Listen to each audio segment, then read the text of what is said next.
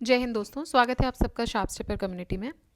हम डिस्कस कर रहे थे वर्ल्ड ज्योग्राफी अपने स्टार्ट कर दिया था ज्योग्राफी वाले घटना चक्र में, और उसमें हमने अर्थ सॉरी सोलर सिस्टम और सन वाला चैप्टर हमने डिस्कस कर लिया था। सो आज हम स्टार्ट करेंगे with the planets. The first planet which we will study is Mercury, तो उससे रिलेटेड जो भी क्वेश्चंस होंगे वी विल रीड दैट। और इसके अलावा हम करंट अफेयर्स भी डिस्कस कर रहे हैं मॉर्निंग में, सो वो भी ऑलमोस्ट ख़त्म होने पर आ गया है। कुछ लास्ट सेक्शंस उसके बचे हुए हैं, सो वील रीड दैट। और इसके अलावा 3 प्लेलिस्ट आपके लिए, कंप्लीट प्लेलिस्ट आपके लिए अवेलेबल हैं चैनल पे, हिस्ट्री, इकोनॉमिक्स और इकोलॉजी। तो जो भी आप रिवाइज कर रहे हो उसको आप अकॉर्डिंगली देख सकते हैं, ठीक है। So without wasting further time, let's start with the first question from the first planet of our solar system, that is Mercury. So the first question here is the planet Mercury is revolving around the sun in an elliptical orbit. ठीक है, elliptical का मतलब ये जो आपको दिख रही है ये ऑर्बिट, इसको elliptical shape बोलते हैं, as shown in the given figure. The kinetic energy of Mercury is greatest at the point labeled. तो ये बोल रहे हैं कि इसकी काइनेटिक एनर्जी कहाँ पर सबसे ज़्यादा होगी, ठीक है। तो ये होगी पॉइंट ए पर, इधर। The closer a planet is to the sun, the stronger the sun's gravitational pull on it.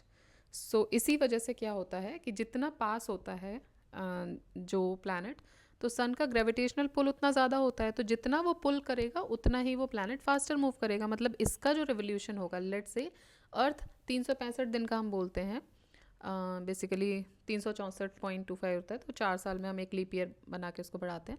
सो 365 दिन जो हम बोलते हैं उसमें इसको 365 लग रहे हैं because mercury, Venus, earth, Mars, ये मान लीजिए।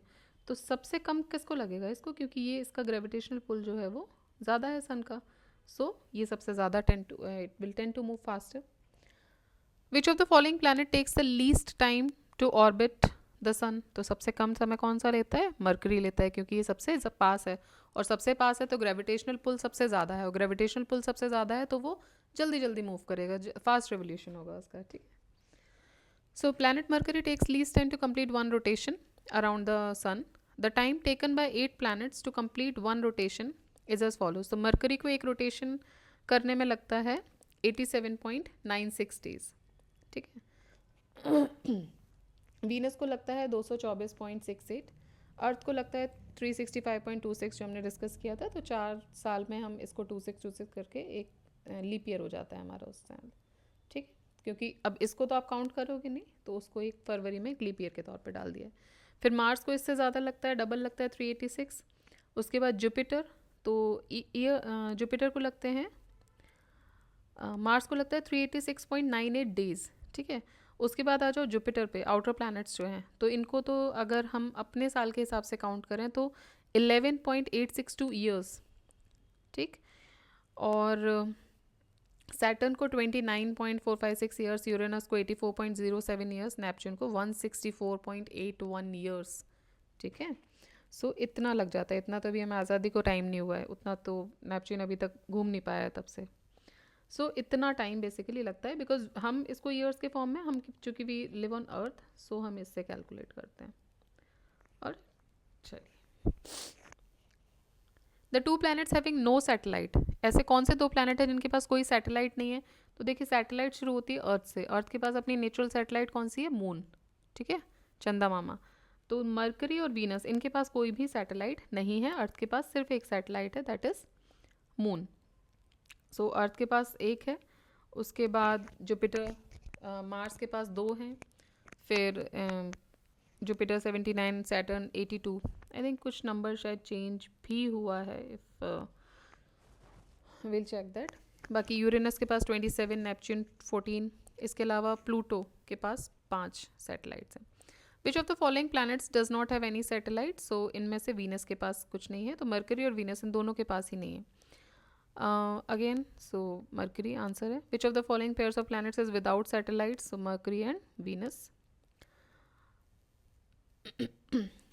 Next, consider the following statement: the albedo of an object determines its visual brightness when viewed with reflected light. The albedo of an object determines its visual brightness when viewed with reflected light. ठीक है। The albedo of mercury is much greater than the albedo on the earth. तो आपको बताना है इनमें से कौन सा सही है। तो देखिए फर्स्ट स्टेटमेंट सही है, that is the albedo of an object determines its visual brightness when viewed with reflected light. ये जो एल्बिडो होता है it is commonly use to determine the brightness of the planet. तो मरकरी जो होता है वो सबसे ज़्यादा सनलाइट रिसीव करता है इन कंपैरिजन टू अर्थ, लेकिन उसका एल्बिडो कम होता है अर्थ से। सो अर्थ का एल्बिडो है 0.138 मरकरी का, सॉरी, और अर्थ का है 0.367। सो फर्स्ट स्टेटमेंट सही है, थर्ड सेकेंड इज रॉन्ग। देखिए ये हो गए मरकरी से रिलेटेड क्वेश्चन। अब हम देखेंगे वीनस के questions. So let's start with the first question, the hottest planet of the solar system. देखिए हॉटेस्ट प्लैनेट ये मत समझिएगा कि मरकरी बिल्कुल पास में है तो मरकरी सबसे हॉटेस्ट है। Venus is the hottest planet, ठीक है। Venus is the hottest planet in the solar system और नेपच्यून सबसे कोल्डेस्ट प्लैनेट है।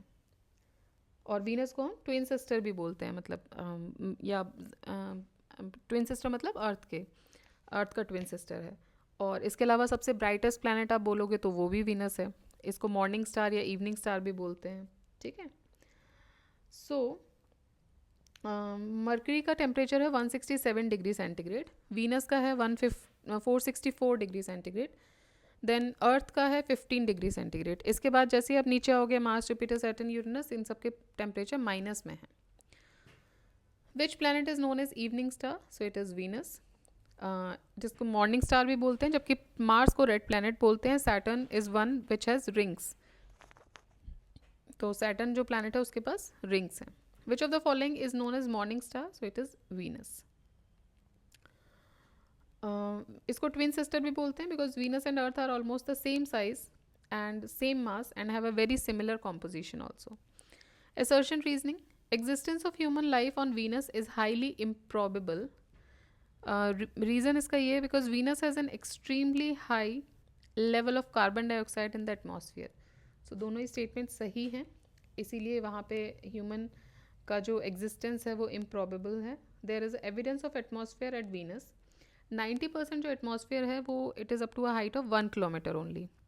The atmosphere of Venus mainly contains carbon dioxide. इसके अलावा जो सरफेस टेम्परेचर है वीनस का वो 400 डिग्री सेंटीग्रेड से भी ज़्यादा है। सो इन रीजंस की वजह से और हाई टेम्परेचर की वजह से जो पॉसिबिलिटी है लाइफ की वीनस पे वो अनलाइकली है, मतलब वो एग्जिस्ट नहीं कर सकती। यहाँ हम बोलते हैं कि 1.5 डिग्री टेम्परेचर बढ़ जाएगा, ग्लोबल वार्मिंग बढ़ रही है तो कितनी चीज़ें पेरिश हो जाएंगी, आप समझ रहे हो। जब अर्थ का जो एवरेज टेम्परेचर है 15 डिग्री हम रख रहे हैं, वीनस का तो टेम्परेचर ही 400 डिग्री है। इसके अलावा CO2, ठीक है। सो दोनों ही सही हैं। The planet which is called the twin sister of Earth, इसको बोलते हैं Venus. Venus is also called the twin sister और planet twin sister or twin planet of Earth. Venus is also known as the brightest planet, the morning star and the evening star. Next question, the spacecraft Magellan was sent to. तो Magellan जो spacecraft है वो Venus भेजा गया था on the surface mapping mission. ये 4 मई 1989 को launch हुआ था, which arrived at Venus orbit on 10th August 1990. It was named after the Portuguese explorer of 16th century Ferdinand Magellan. ठीक है, सो Magellan जो था वो स्पेसक्राफ्ट गया था वीनस पे। और ये देखिए UPPCS 1991 का क्वेश्चन है, तो करंट अफेयर्स का क्वेश्चन है एक तरीके से, बिकॉज 1990s में गया था। और ज़्यादातर अगर स्टैटिक के बेसिक क्वेश्चन छोड़ दिए जाएँ लाइक ट्विन सिस्टर्स और मॉर्निंग स्टार, इवनिंग स्टार, ये सब छोड़ दिए जाएँ, ये तो आपको देखने ही हैं। उसके अलावा जो क्वेश्चंस बनते हैं वो करंट से ही ज़्यादा बनते हैं। सो यहाँ पे हम अपना वीडियो आज का ख़त्म करते हैं, क्योंकि अर्थ वाला जो वीडियो है वो थोड़ा बड़ा है तो वो हम एक को में ले लेंगे। So we'll wind it up here, और नेक्स्ट हम स्टार्ट करेंगे जो video that will be of Earth. Okay, so आप रिवाइज करते रहिए, बाकी सारे सब्जेक्ट्स भी आप रिवाइज कीजिए continuously. So keep revising, keep studying. जय हिंद,